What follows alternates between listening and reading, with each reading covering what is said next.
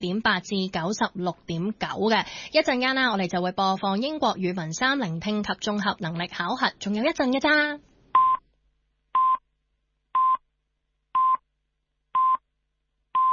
You are listening to RTHK Radio 2. It is now 9:45. We are now broadcasting in mono mode. At 10 o'clock, you will hear the broadcast of the Diploma of Secondary Education English Language Paper 3 examination of the Hong Kong Examinations and Assessment Authority. Please stay tuned.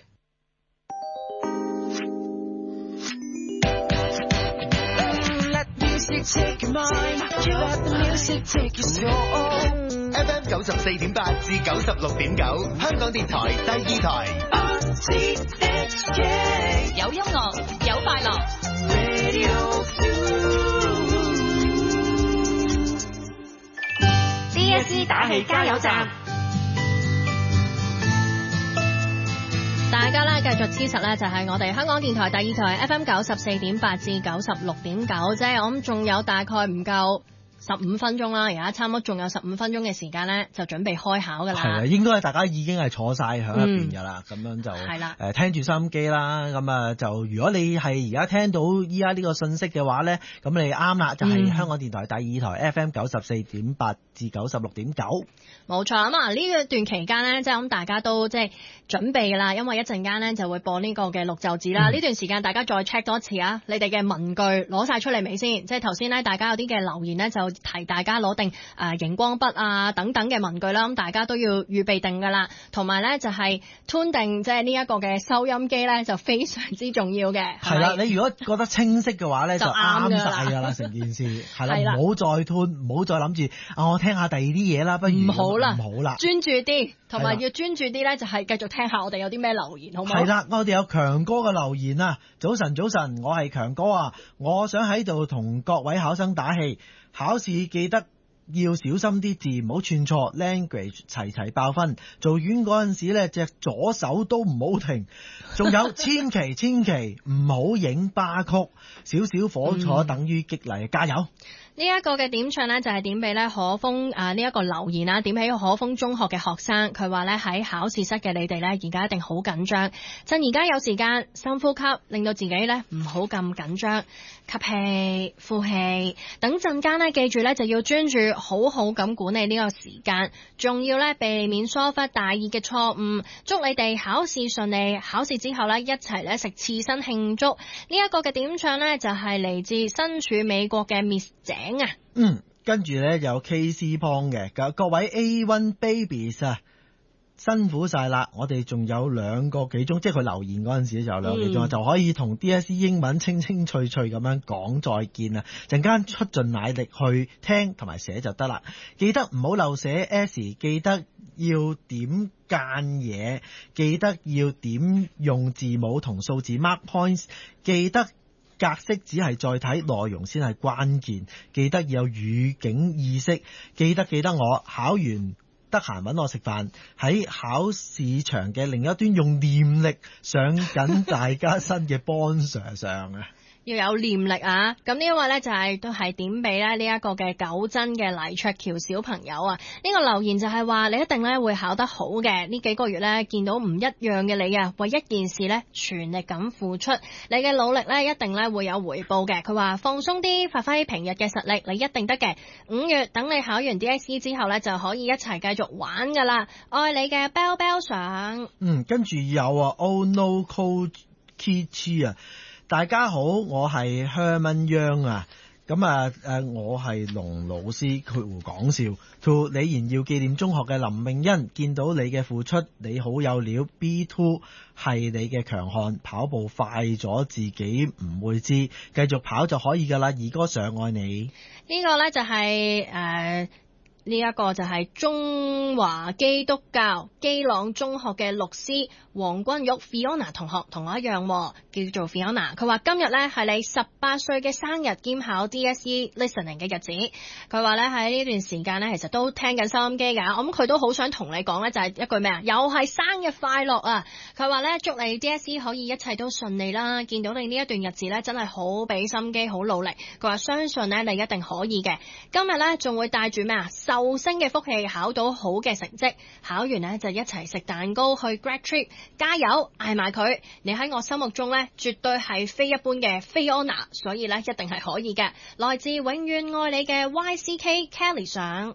跟住有元朗裘錦秋中學同學啊，我係你哋靚仔後生細一嘅何志星老師，經過咁多年嘅調教之後，今日唔使再提醒啦，加油認真聽唔到就當聽英文歌，雖然我唔喺你身邊，但我會上你身，令你逢凶化吉，都會一直聽嘅。I'm listening and you're everything。 你嘅何先生上呢個呢就係聖母書院 OLC 六 C 班嘅同學，佢呢就話深呼吸，要冷靜咧，聽清楚啲題目，記得咧要做 proofread， 控制好時間，相信自己嘅能力，好好咁樣去發揮，加油 Miss J 中。跟住有 Carmen Chan 啊，兔銘賢嘅師弟妹，早晨大家加油啊！記住相信自己一直以嚟嘅努力，專注盡力去完成份卷，祝福你哋 from 師姐。今年 retake 英文嘅 Harry 再聽一次六字字呢，係咪又感覺又陌生又熟悉呢？呢一次嘅機會呢，希望可以透過呢一個打氣加油站啦，希望你可以收到佢嘅祝福。我諗 Henry 呢一定而家收到噶啦，唔好呢再輸喺呢一方，加油！軒公點俾 Henry 噶？哦，軒公嘅係啊。好，跟住有 Liz Jang 啊，至九真中變嘅卓橋景遊，咁快就到你哋考 DSE 嘅日子啦，知你哋為咗 DSE 辛苦咗好耐，關關難過關關過，輕鬆搞掂 DSE， 快啲加速考完，一齊出嚟行街唱歌食飯影相啊！祝你最愛嘅師姐上。呢個呢就係香港真光書院嘅所有中六嘅同學啊，佢話 especially 呢就係六 C 嘅 babies， 佢話堅持住，我哋好快呢就可以逃離呢一個嘅地獄噶啦，希望呢我哋19個可以快快脆脆咁搞掂佢，聽 listening 專心啲，唔好錯埋晒啲 careless mistakes 呢，記住要加 S 啊 data file 呢千祈要小心啲，佢話一定得，大家加油 by Ashley。跟住有香海正覺蓮社佛教梁植偉中學嘅歐陽隊長，心無旁騖，專心一致，天地為證，內心無愧，相信自己你是最棒的，祝福旗開得勝，一鳴驚人，金榜題名。我堅信只要付出了汗水，經受了考驗，警隊的大門就一定會敞開啊！嚟自 Kim Lock 啊，呢個呢就係送上嚟自澳洲千煙嘅祝福，佢話容易又有，我好掛住你哋啊，要加油啊！呢個時候呢應該會好緊張，不過呢唔使驚啊，耶穌喺大廳，你哋呢得勝有餘啊！跟住有 Ryan Lau 啊，希望主持人讀出啦。To 中國婦女會中學六 C 班嘅歐柏希 DSE 加油啊！我哋一見如故會喺度幫你打氣。Children 都會幫你打氣㗎，唔好擔心，輕鬆應付。基朗中學嘅周 Sir Miss Yu 熊本熊同埋三眼仔呢，就係點俾6D 班嘅寶寶，佢話精神啲，佢話而家呢，我哋喺學校唔同嘅角落呢，淨係默默為大家打緊氣，全力支持緊你哋嘅，一陣間正常發揮就得㗎啦，記住啲咩啊？拍 A 就要留意啲 hints check spelling。佢話朱卓文記得要加 S 啊，留意住 preposition take notes 嘅時候呢，要寫快啲，時間分配得好啲。拍 B 唔好剩翻得最後嗰10分鐘先做 task 10啊。仲有 make sure 啲上款下款同埋啲通識係啱嘅，將啲content points group 得 systematic 一啲，用 connective 放膽啲。祝你哋呢就係要加油同埋唔孤單嘅6D，我撐你啊！撐你啊，撐大家。跟住有 Vincy Chan 啊 ，PTCC 嘅陳詠媛同學啊，我係你嘅家姐啊，一陣記得聽，專心聽 recording， 做完記得認真 check 卷，唔好發夢啊！祝你成功啦！同埋我今晚會翻屋企，哈哈。呢一位啦，喂醒啦喂，坐喺呢就係聖公會呂明才中學禮堂嘅子欣同埋子賢寶寶，仲有呢就係識咗7年幾啦，仲有好多唔同嘅同學，仲有我阿朱啊同埋曾浩欣啊。佢話陣間呢放鬆呢個心態去考啦，當好似平時咁操卷就得噶啦。DSE 呢唔會定義你哋嘅價值噶，只係你哋咁多年讀書生涯嘅總結。知道呢你哋呢一排呢都好大壓力，好努力噶啦。記住啲咩？盡咗力對得住自己就得噶啦。一陣間記得睇清楚題目，唔好呢就恰着咗。無論係點，你係喺我心入面呢都係最叻噶。你聽緊嘅係香港電台第二台 FM 94.8到96.9。係啦，咁我一陣間呢好快就會播放英國語文3聆聽及綜合能力考核噶啦。咁希望大家呢就坐定定聽清楚啦，記得大家要加油啊！ This is RTHK Radio 2. The Diploma of Secondary Education English Language Paper 3 examination will begin in 5 minutes. For the time being, you will hear Wolfgang Williams' Fantasia on Green Sleeves, played by the Sinfonia of London, conducted by Sir John Bobby-Raleigh. Candidates must not open the question-answer books or the data files until 10 o'clock, when they will be told to do so. I repeat, candidates are not allowed to open the question-answer books or the data files until they are told to do so.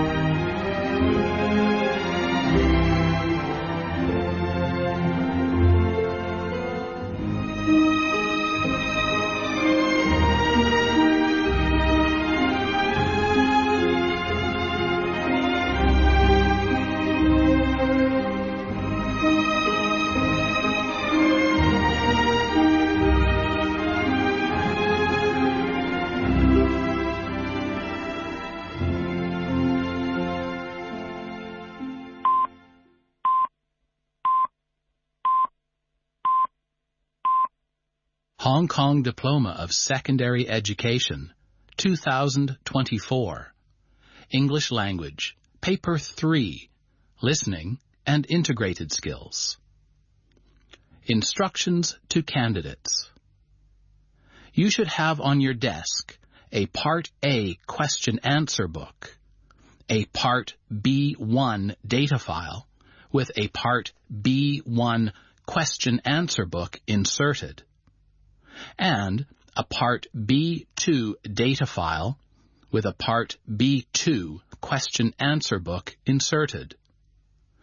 Do not open them until you are told to do so. I repeat, do not open the question-answer books or the data files until you are told to do so. Now write your candidate number in the space provided on page 1 of your Part A question-answer book.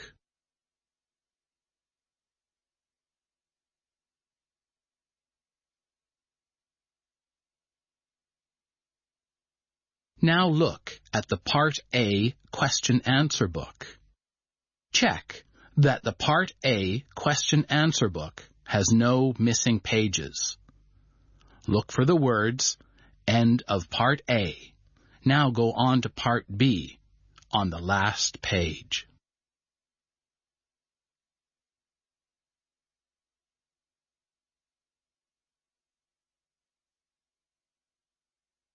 Now, stick your barcode labels in the spaces provided on pages 1, 3, and 5. Close your Part A question-answer book when you have finished.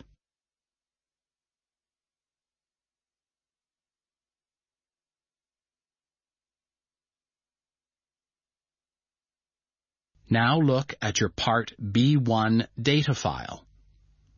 Take out the inserted Part B1 question-answer book. Check that your Part B1 data file has no missing pages. Look for the words, This is the last page of the Part B1 data file on the last page.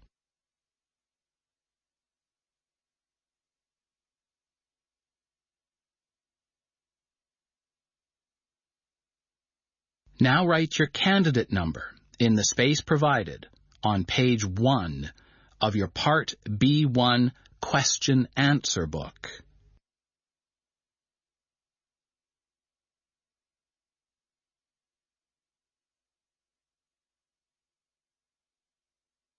Check that the Part B1 question-answer book has no missing pages.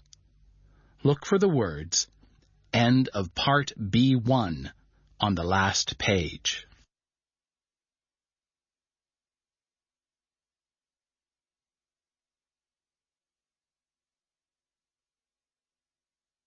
Now stick your barcode label in the space provided on page 1. Close the Part B1 question-answer book when you have finished.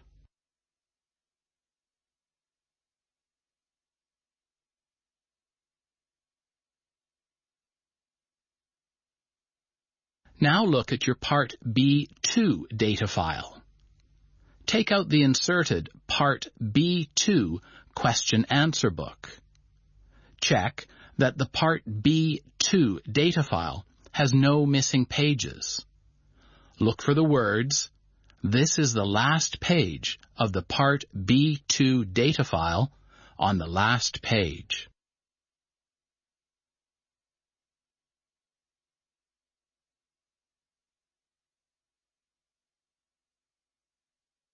Now write your candidate number in the space provided on page 1 of your Part B2 question-answer book.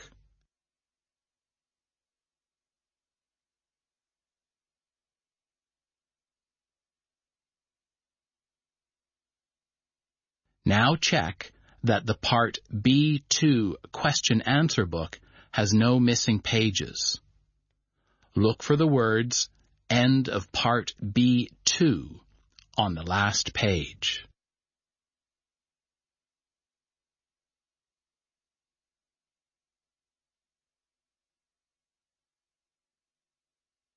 Now stick your barcode labels in the spaces provided on pages 1 and 3.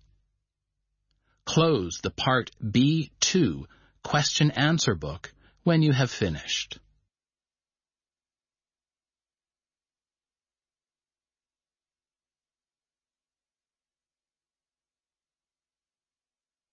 You are reminded that all examination materials will be played once only. This paper is divided into 2 parts, Part A and Part B.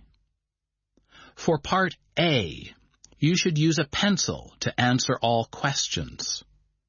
For Part B, you can use a pen or a pencil. Put up your hand now if you have any difficulties. It is not possible to handle complaints after you have taken the paper.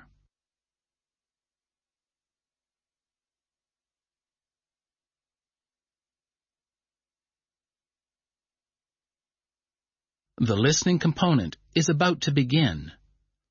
Keep your earphones on until you are told to take them off. Open your Part A question-answer book at page 3. Part A is about to begin.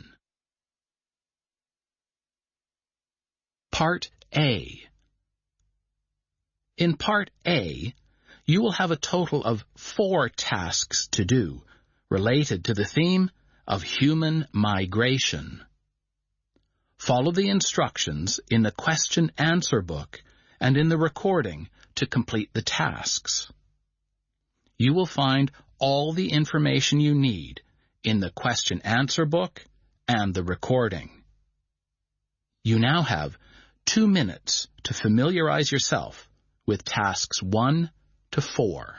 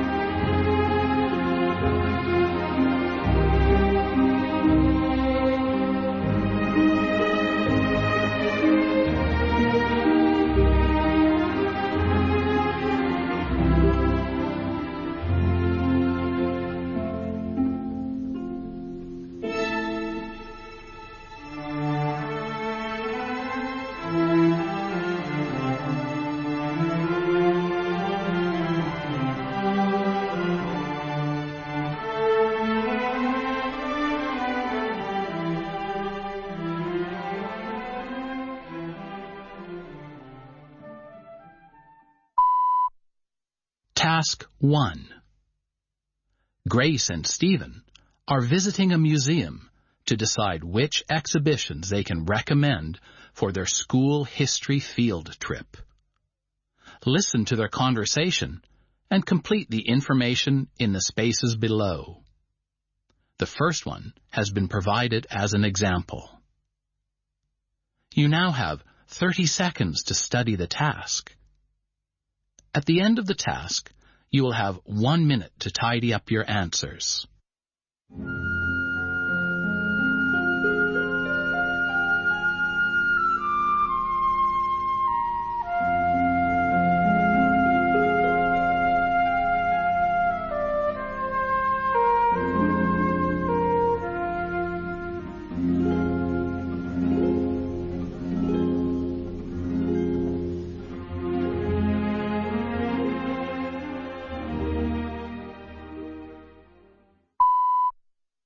Hi, sorry I'm late.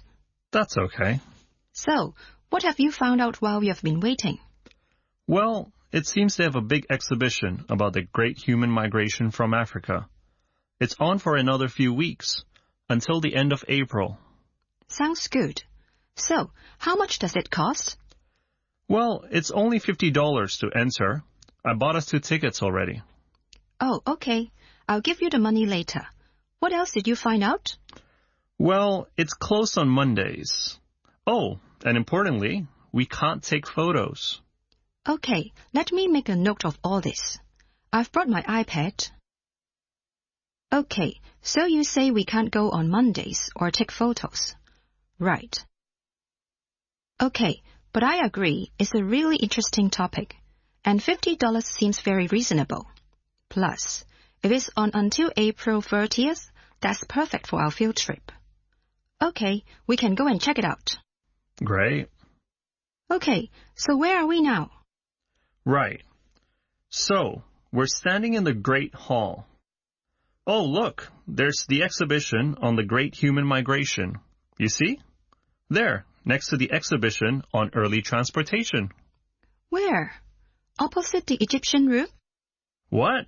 No, on the other side. Where do you see it? I still can't see it. There, look, see the sign. Ah, okay, I see it now. Right, well, let's go and have a look. Have you got my ticket? Here you are. Okay, this looks great. Where do we start? Look over here. Wow. It says that early modern humans lived in Africa for a really long time. Then around 70,000 years ago, they began to migrate from Africa. Right. So apparently, they started in Africa and then they started to move to other continents. And all this happened 70,000 years ago. And how do you think they traveled? There were no cars or aeroplanes back then.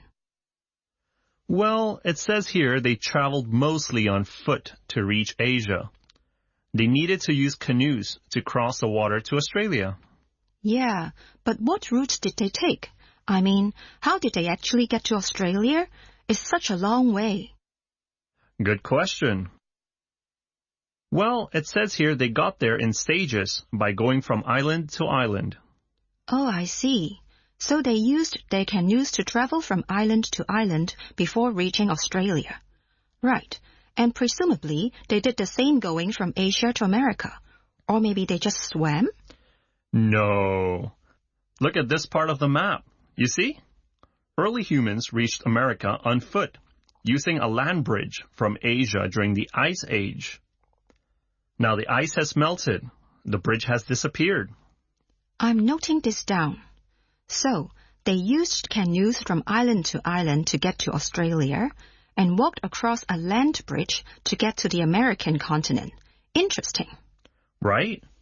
Now we know where these early migrants came from and more or less when it happened. But we still don't know why they chose to move away from their homes in Africa. Look, the display next to the map might help. It says that possible reasons for migration include lack of food or fighting with other humans. Ah, I see. So they needed to move to find food and escape from other humans who they were fighting with. Yeah, right. Let's have a look at the last bit of this exhibit. It looks like it's about some of the effects of the Great Migration and what humans learned to do. Look at this display here about how humans adapted to their new environments.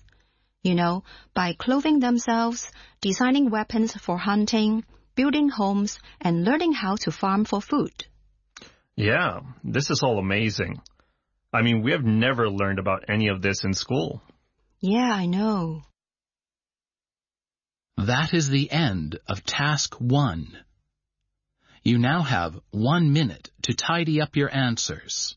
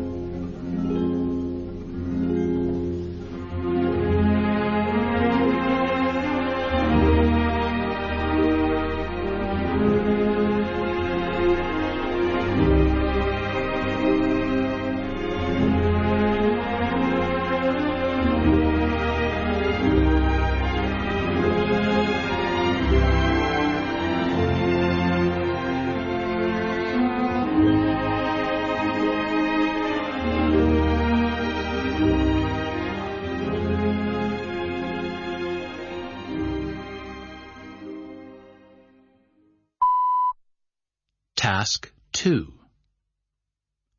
Listen to a lecture from Professor Elsa Larson, an expert in human migration, on a famous expedition. Complete the information in the spaces below. The first one has been provided as an example. You now have 30 seconds to study the task. At the end of the task, you will have 1 minute to tidy up your answers.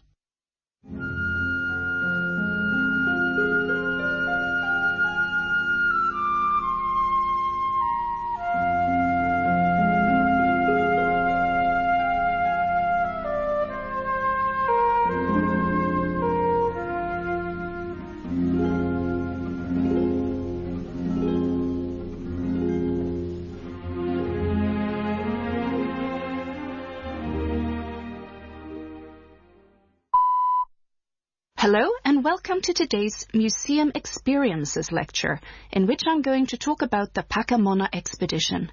For those of you who are taking notes, let me spell that out for you. That's 2 words, P-A-Q-U-A and M-O-N-N-A. This is a very interesting example of how one man set out to explore one of the great mysteries of human migration. That is, how Polynesia, a huge area of islands in the Pacific Ocean, came to be home to people with similar language and customs.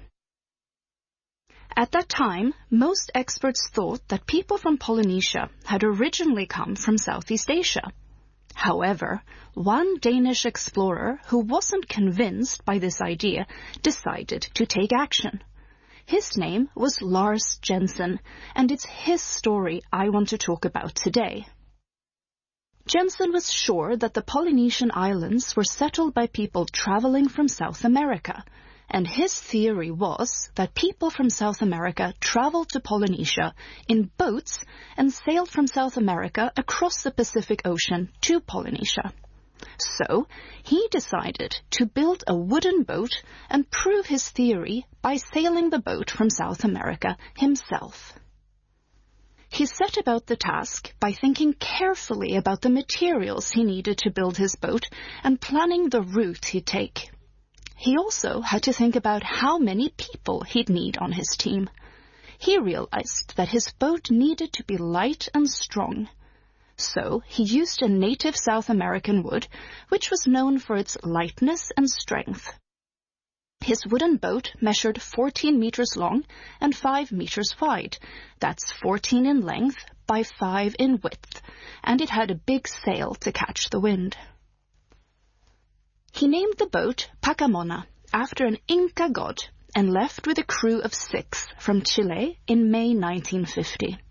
In order to show that ancient humans could have made this journey, the crew didn't use any modern equipment. Instead, they relied on the stars for navigation. Using the stars to navigate across vast stretches of ocean was in fact one of the remarkable skills of these early human migrants.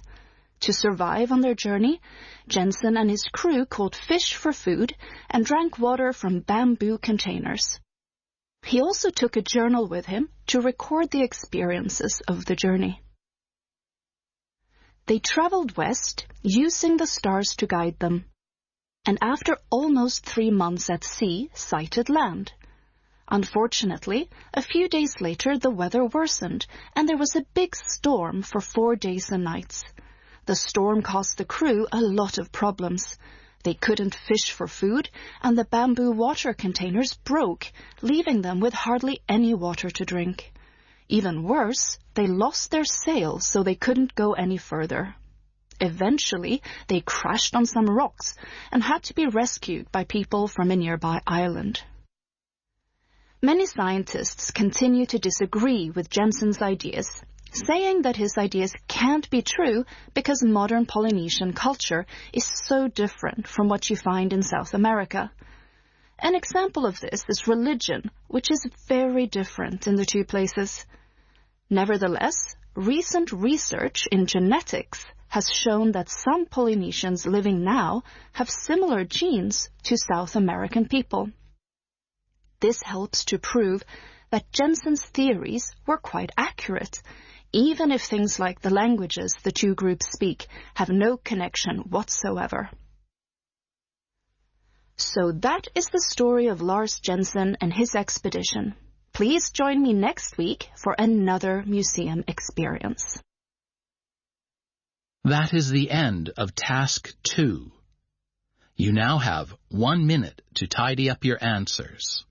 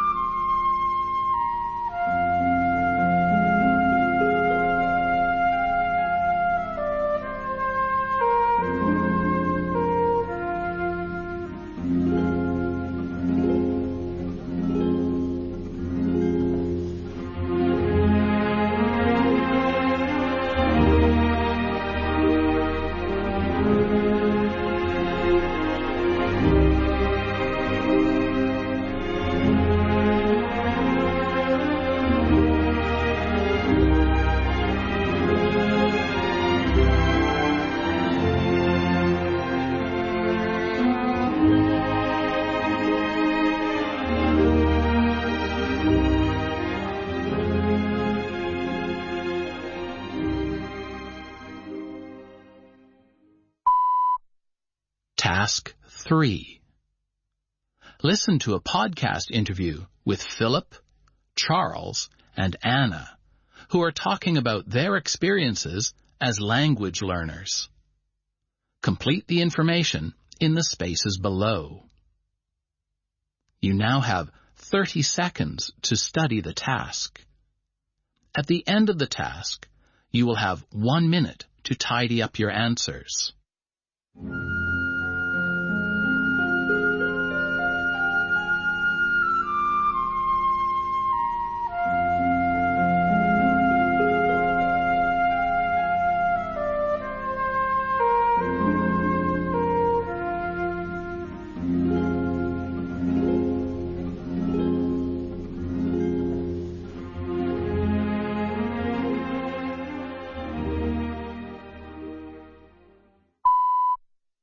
Philip, Charles, Anna, many thanks for joining me on today's language learning podcast, in which we're going to discuss the topic of heritage language learning.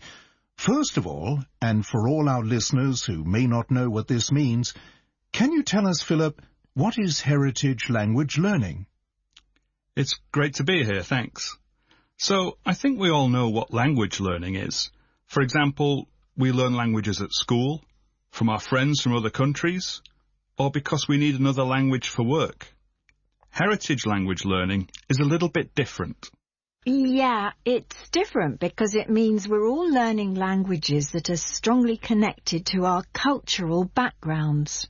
I see. So, unlike those who just learn a language for work or because they're forced to, you're all learning a language from your cultural background. In other words, your heritage. Charles, is that how you understand it?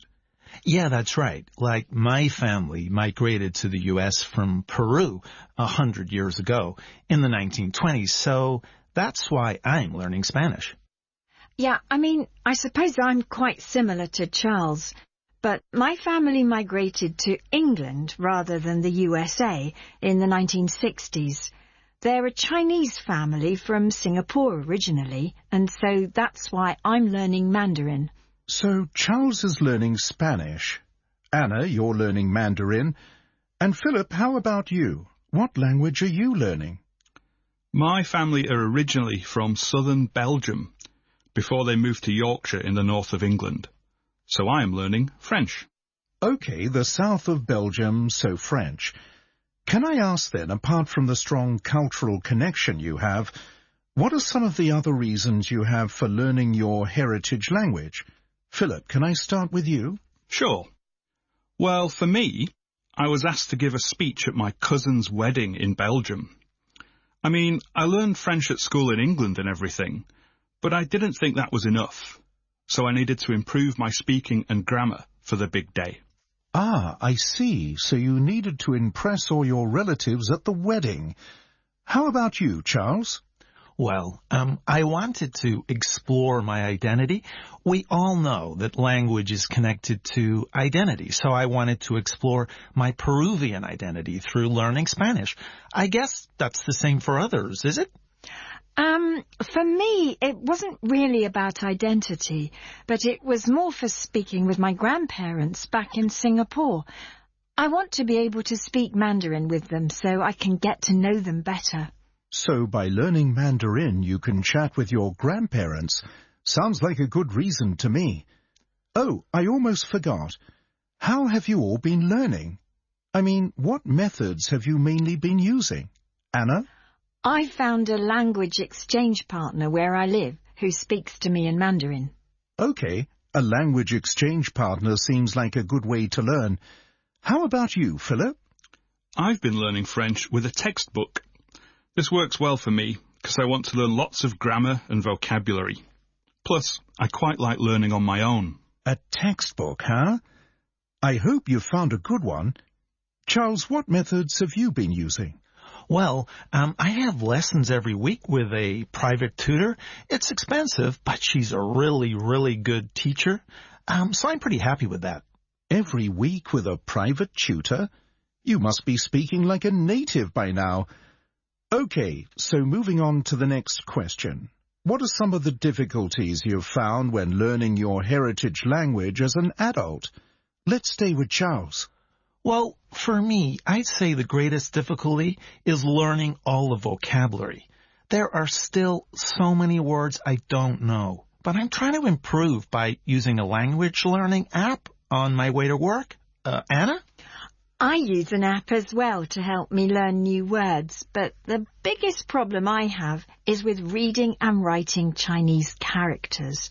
So I really need to practice every day, and I do that by writing a daily diary in Chinese. That's a great idea. I'm sure by writing your thoughts down in your diary every day, you can really learn those Chinese characters in no time. How about you, Philip? My difficulty is a bit different from the others, and it's to do with listening. No one in my family speaks much French, so I can't practice my listening with them.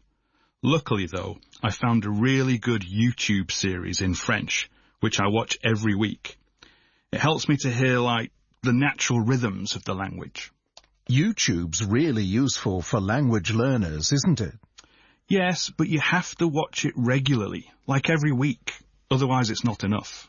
Okay, so my final question is, what message would you have for those who are thinking of learning a heritage language?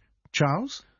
Well, I'd say it's never too late to learn. I didn't start until I was already in my 30s. I mean, most people say it's better to start young, but I disagree. I'm much better at learning Spanish as an adult than as a child. How about you, Anna? I agree with Charles, but I guess my message would be motivation is everything. Without motivation, you'll never succeed.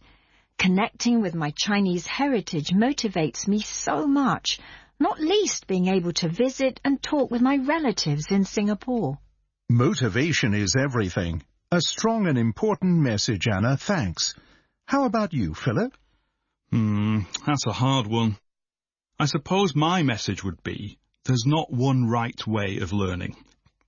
It's hard learning a new language, especially if you haven't got much opportunity to practice. I mean, you have to be ready to try out lots of new ways to learn, as well as what you've always done. Good messages from you all, and Philip hits the nail on the head, I think. There's no single right way to learn a language, and we should all try out different ways to succeed.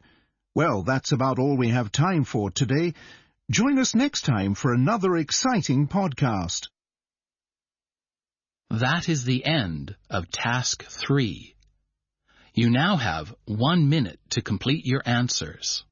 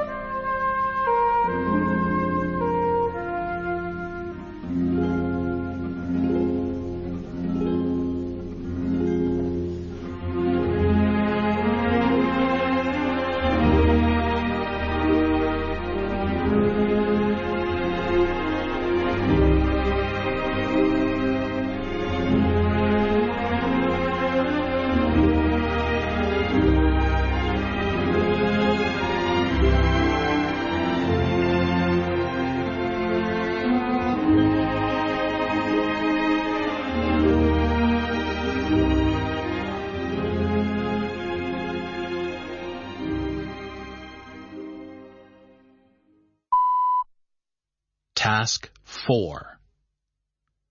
Listen to a radio program about Chunyun, the period where millions of people travel during the Chinese Spring Festival, and answer the questions below.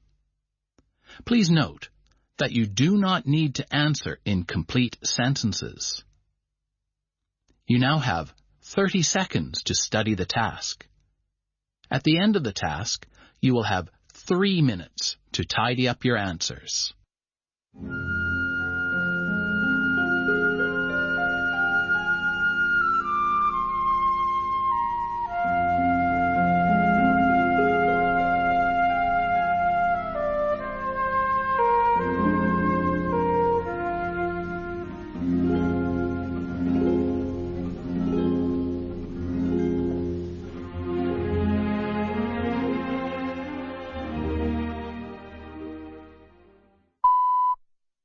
It's a long-held tradition for Chinese people to travel to their hometowns and reunite with their families during the Spring Festival. This annual migration is known as Chunyun in Chinese, and it's the largest annual human migration on Earth. More people travel at that time than the entire population of the United States. In fact, an estimated 400 million people travel during this period each year. In today's program, we'll find out how Chinese people prepare for this mass migration, along with some of the problems they encounter as they move across the country. In the past, most mainland Chinese people didn't have to travel far to be with their relatives during Spring Festival, as most ordinary people lived in the towns in which they were born. However, economic reforms in the 1980s meant that many people left their hometowns to work in the big cities. The Spring Festival became the only time they could return home. In addition, in recent decades, the number of university students studying outside their hometowns has increased, adding even more to this mass migration of people. Moreover, as air travel within China is still too expensive for many, the railway and road networks have to cope with most of these travelers.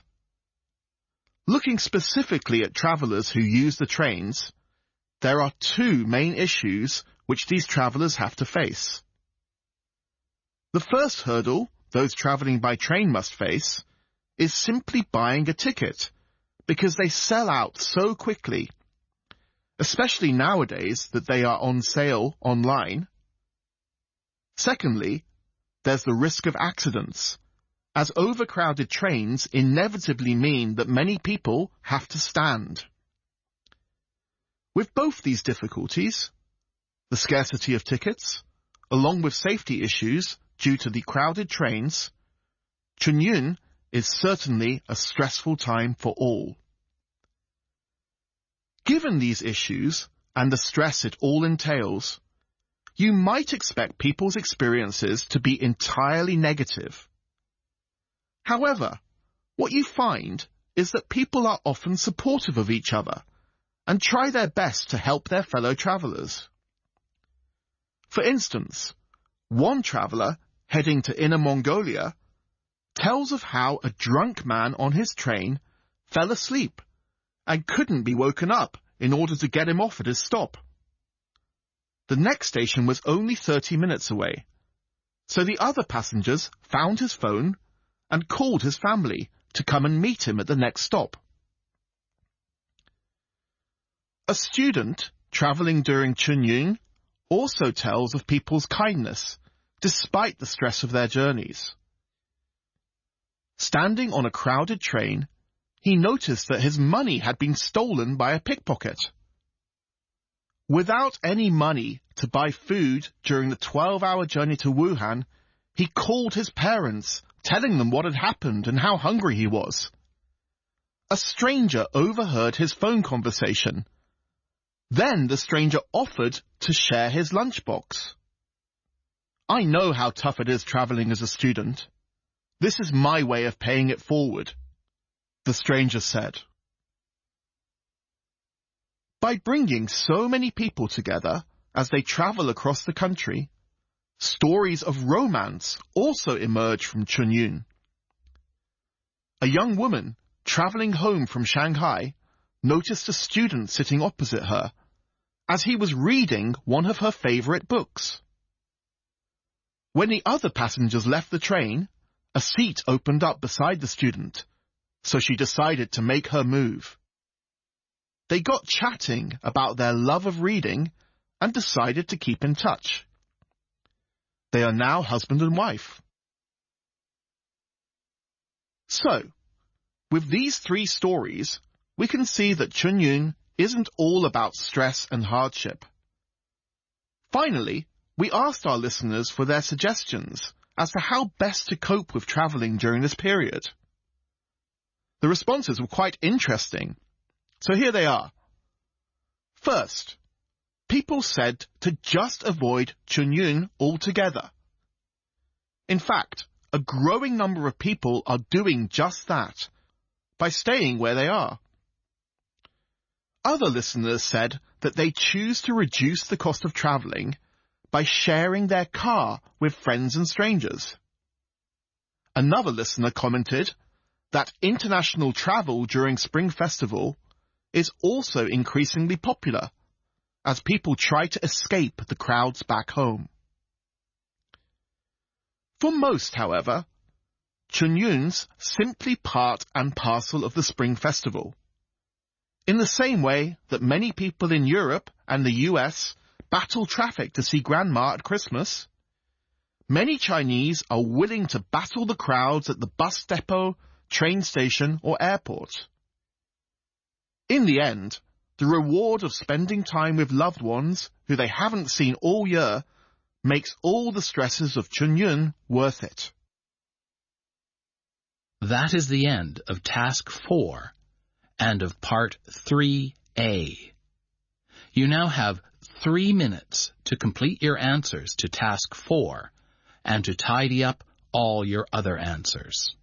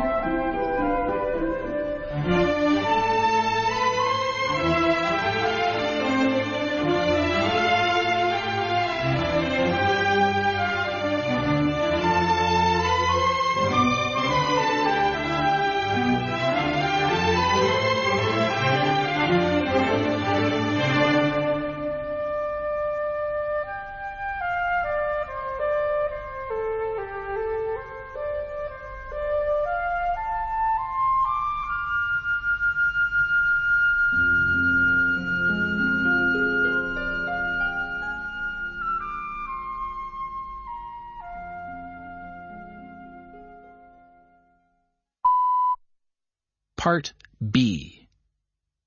Look at page 2 of your data file. Situation. You are Nico Lin. You work for World City Travel, a company which organizes wildlife tours in Hong Kong and around the world. You are a secretary to the manager at World City Travel, Ms. Avery Goh. Miss Goh has asked you to do some tasks. You will listen to a Zoom meeting between Miss Avery Goh, the CEO of World City Travel, Mr. Shane Lee, and biologist, Dr. David Atkinson. Before the recording is played, you will have 5 minutes to study the question-answer book and the data file to familiarize yourself with the situation and the tasks. Complete the tasks by following the instructions in the question-answer book and on the recording. You will find all the information you need in the question-answer book, the data file, and on the recording.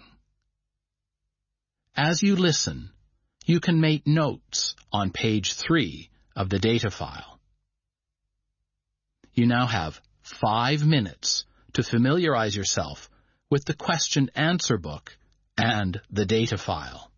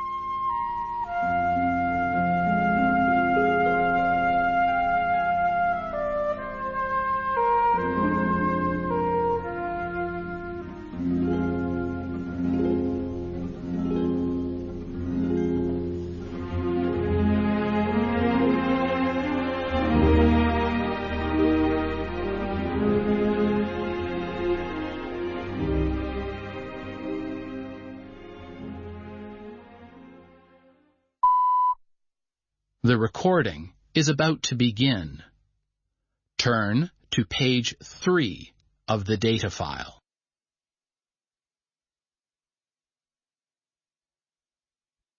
Morning, everyone. Welcome to our monthly Zoom meeting. How are we all doing today? Morning, Shane. I'm feeling great so far, thank you. I wish I could say the same, David. We have quite a bit going on at the moment, so it's been a busy period for me. Let's get right into it then, shall we? The guided nature walk at the Hong Kong Wetland Park is coming up soon. Have we finalised all the details yet? Yes, the guided nature walk will be held on the 27th of April at 10 a.m. OK, April 27th at 10 a.m. A very sensible time to meet. And as usual, the walk will be 2 hours long. 2 hours? Sounds about right. Is the meeting venue still the main entrance of the park? No, we decided that the main entrance is much too busy. The meeting venue this time will be the visitor centre. I agree. The visitor centre is a much better choice. Another sensible decision. We'll email all the details to the participants soon. Now that all the details of the guided nature walk are finalised, shall we move on to the bird-watching tour at the Hong Kong Botanical Gardens? I think we're planning to write an email to Peter Chan, the manager of the Botanical Gardens. Yes, I remember that this is a tour we tend to start bright and early in the morning. 7:30 a.m., isn't it? I believe that's not the case anymore, Shane. Am I right, Avery? Yes, David, you're right. We're changing the time of the bird-watching tour from 7:30 a.m. to 9:30 a.m. We need to inform Peter Chan of this change in the email. From 7:30 a.m. to 9:30 a.m.? That's quite a big change. I'm sure Peter will want to know why. What will you tell him in the email? Well, we have some important reasons for the change in time. Quite simply, not enough people are signing up to join the bird-watching tour. Clearly, it's a big problem if there are not enough people signing up to join the bird-watching tour. We definitely want to increase the number of people signing up. So you think this is because the tour starts too early? Exactly right. Actually, we've had complaints from participants in previous tours that the bird-watching tour starts too early. OK, I see. Well, if we've had complaints that the tour starts too early, then changing the time is the right decision. I suppose an early start isn't for everyone. That's settled then. Anything else I need to know about the tour? No, I think that's it. All right then. Let's move on to a slightly less fortunate topic. Are you referring to the accident the World City Travel catamaran was involved in? Captain Moby is a good friend, and I heard a little bit about it from him. Yes, David, you're right. I was referring to the catamaran accident in Sydney Harbour. Such a shame. The catamaran is such a beautiful boat. I hope the damage wasn't too bad. Well, speaking of which, we need to write the incident report. How's the review board's investigation on Captain Moby going? Have they reached a conclusion yet? That's the good news. I've been sent the results of the review board's investigation, and the conclusion is that Captain Moby is not at fault. Captain Moby not at fault. He will be so relieved to hear that.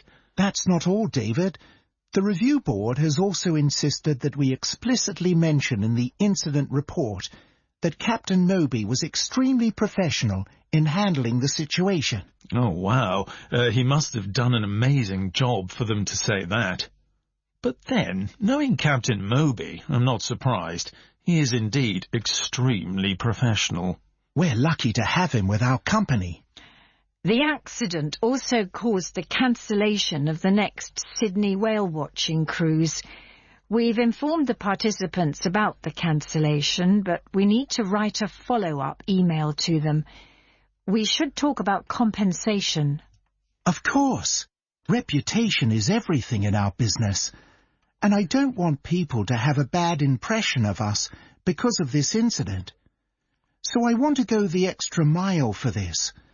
As part of the additional compensation package, on top of what we've pledged already, we'll be giving participants of the cancelled cruise lifetime membership of World City Travel.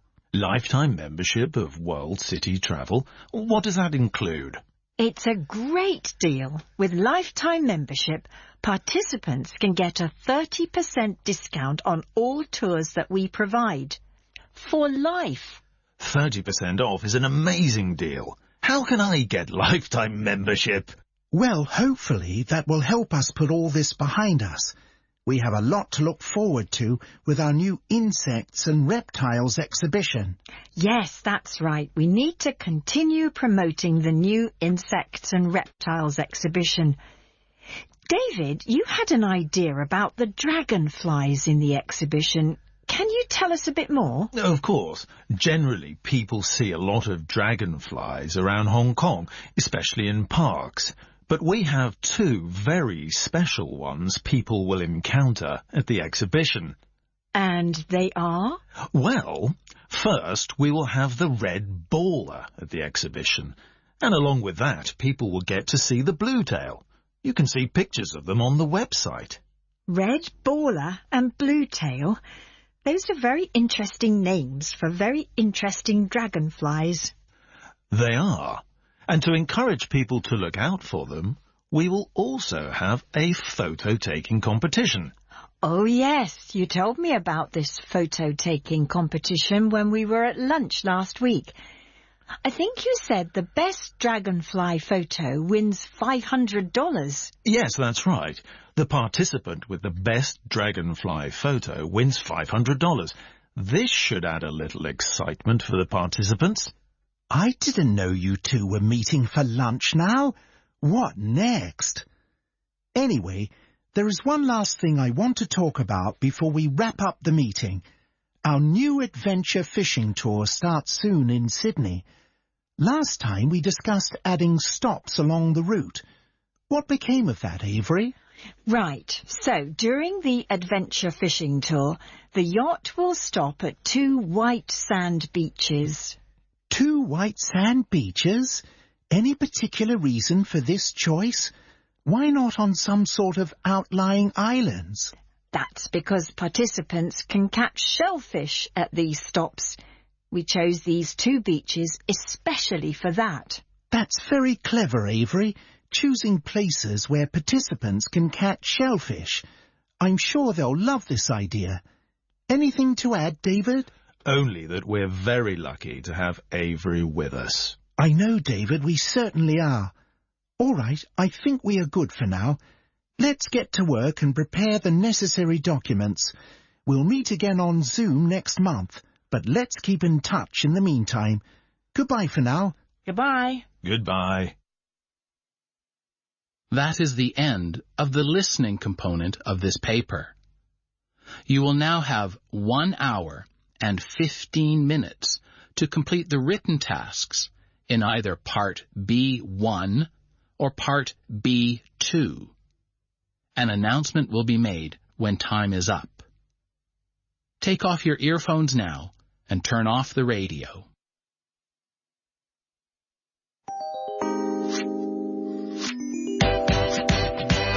Let music take your mind. Let the music take your soul. FM 94.8至96.9，香港電台第二台。RTHK 有音樂，有快樂。Radio 2。放榜成績唔係一切，人人都可以揾到自己嘅一片天。有冇諗過報讀應用教育文憑？課程選擇多，仲有職業專才教育元素，令同學掌握就業基礎。讀完可以獲得相當於 DSE 5科2級資歷，包括中英文，揾份中意嘅工又得，繼續升學都得。新學年課程已接受申請，上 dae.edu.hk 了解同報名啦。喂，行緊過嚟，得啦，唔講啦，我打緊機啊，差少少過關啊。